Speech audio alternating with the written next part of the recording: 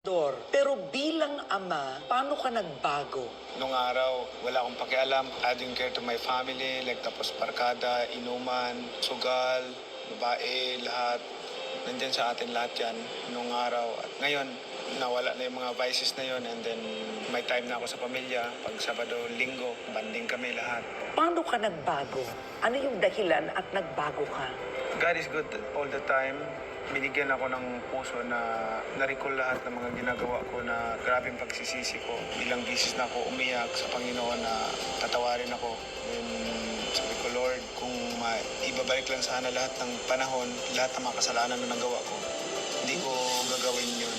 Sabi ko, ang laki ng kasalanan ko na nagawa. What was the lowest point in your life bilang boksingero that you found Jesus Christ? Yung na-knockout ka. Hindi pa yon. Before pa na-knockout ako, kahit anong gawin ko, empty pa rin yung puso ko. Parang something wrong na hindi ko maintindihan. Unexplainable na paano ba mapupuno itong puso ko. Then when I read the Bible, parang napupuno yung puso na tapos umiiyak ako sa mga nanababasa ko.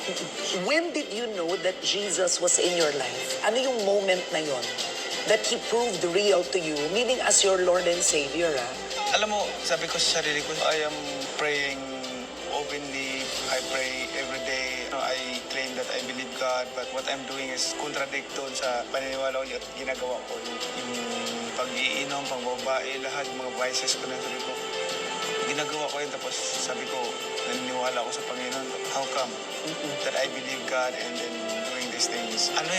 Sabi nga ni Jesus that no one can come to me unless my Father draws them to me. Unless God give you conviction, then you will not understand. So dito, dito kayo tumatanggap ng mga bisita? Dito at saka doon sa kabila. Oo. Pero dito, anong ginagawa nyo ng pamilya nyo? Dito, banding kami dito. Really? Who decorated your home? Jinky. Si Jinky talaga. Malaki rin binayaran ko. Sabi ko, sige, pumili ka na lang, ikaw na mag-design lahat yan. Pagdating sa booth, Kilala ka dito sa village na namimigay ka ng tag-1,000. Patronage politics yun, ba't namibigay si Manny ng pera? 2004, 2005, namimigay na ako ng pera At mabuti na namimigay. Ano ba gusto nila? Magnakaw ako o mamigay? Ito naman, I love this. Ito, dining to or for guests? For guest. For guests. Minsan dito rin pinapakain yung mga bisita. Kailan to? How old were you here? 9 years ago. Oo, kasi bata mo pa dito rin 9 years ago. Oo. You're 43 now, no? Mag-43 ngayon December. Wow. Ikaw 42. De, 50. Tanda ko sa kanya. Would you believe? 50 na ako, 43. Ito yung opisina ko. Yeah. Galing nung interior. Si Jinky nga. Ang galing. So eto, you receive guests. Dito. Dito ang mga mo. At eto yung mga main, can we talk about this? Ito yung, WBO. what's your most memorable? Syempre to. Maraming fight na kasi ang dami kong belt tatlo lang yan na na-display ko. I was 12 years old, naghahanap buhay na ako, 14 years old. Nagtrabaho ako dito sa Maynila. Ang income ko, 1,000 lang, construction ang trabaho ko. Nag-iisip ako paano ko ipadala sa mama ko. Sabi ko, pag pinadala ko itong 1,000, wala akong pagkain papunta hanggang Friday. Nagsisweldo ako sa construction ng 1,000. Pagdating ng Saturday ng hapon, pupunta ako sa Dangwa. Alam mo yung Dangwa? Yes. Yung 1,000 ko, ikakapital ko yan, bibili ko ng sampagita. Sabado ng gabi, nagtutuga ako ng sampagita, tapos inaalisan ko ng tinik yung roses, tapos binabalot ko ng dyaryo. Linggo ng madaling araw, nasa harapan ako ng simbahan, nagbibinta ng sampagita at saka roses. Tapos Sunday ng noon time, maubos na yung sampagita ko at saka bulaklak ko. Yung 1,000 ko, magiging 2,500. So ang ginagawa ko, ipapadala ko yung 1,500 and then yung 1,000, bibili ko ng pagkain ko hanggang sa next window ko sa So nakakapadala ko sa kasi nag-aaral yung kapatid ko yan, si Deputy Speaker Roel Pacquiao. Ayusin ko yung anak ko. Sino mas gwapo? Si Manny o si Jimwell. Malambing. Hello. Wow, ang gwapo naman ito. Bakit ang mistiso mo? Sigurado kang anak mo to, dear? Parang hindi ako sure. Nahaluan lang ako ng Parang, foreigner.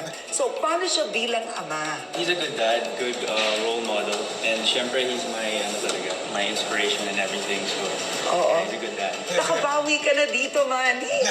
So you want to be daw a boxer? It's one of my dreams. I don't know. It's just for me, it's a sport. So right now I want want to be an amateur fighter, so it's just one of my dreams. Yeah. So Boto ka ba? Sinabi ko Do you have a girlfriend na? yeah, I do. Nax, pumasa ba kay daddy? Dito, mabait naman. Nax, okay. Si Jemuel, tahimik, mabait, at hindi mayabang.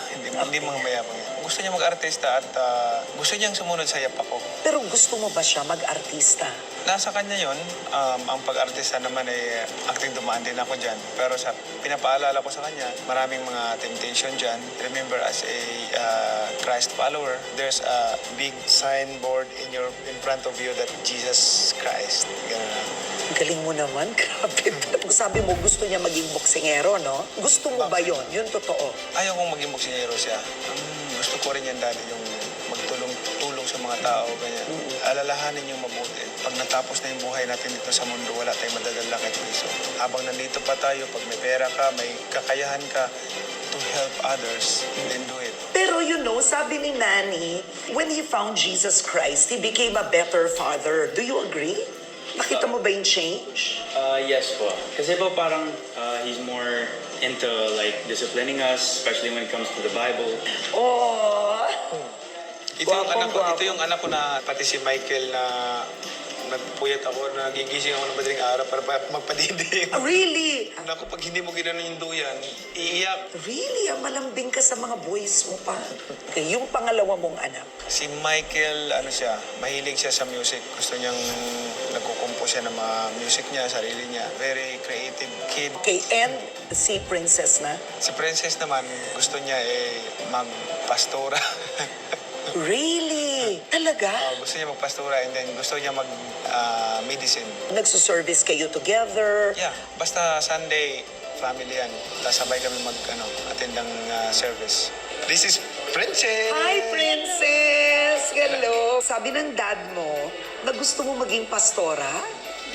Oh my God, ang galing! Pero bakit? Where did you get? Bakit gusto mo maging pastor? Inspired ako kay Mommy and Daddy. Ang sweet naman ito. Oh my gosh. Ikaw naman, Queenie, na?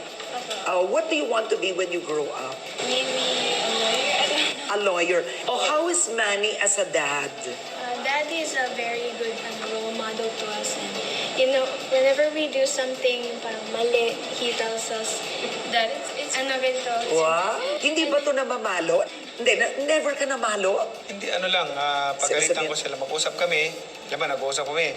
So, pag sinabi kong wag yan kasi aabot tayo doon sa huwag tayo umabot doon sa Dapat mag-isang salita lang, makinig na kayo. O si Daddy, paano siya bilang daddy? Very kind and fun. He's fun. Okay, what makes him fun with him? Sometimes like funny face na siya. May funny face ka pala, may ganung teng. Anong edad kayo pwede magka-boyfriend? 18, 19. Mga 200 years old. Mga sabi niya, ay nako dear, pag 30 years old ka na magka-boyfriend. Bawal pa boyfriend ngayon. Ano yung mga bawal or anong pwede? Bawal yung papakita ng mga legs kasi as a Christian, dapat hindi ka dahilan para ma-Istanbul yung ibang tao. Bata pa sila. Oo. Magpaalam sila sa akin kung magpaligaw na sila.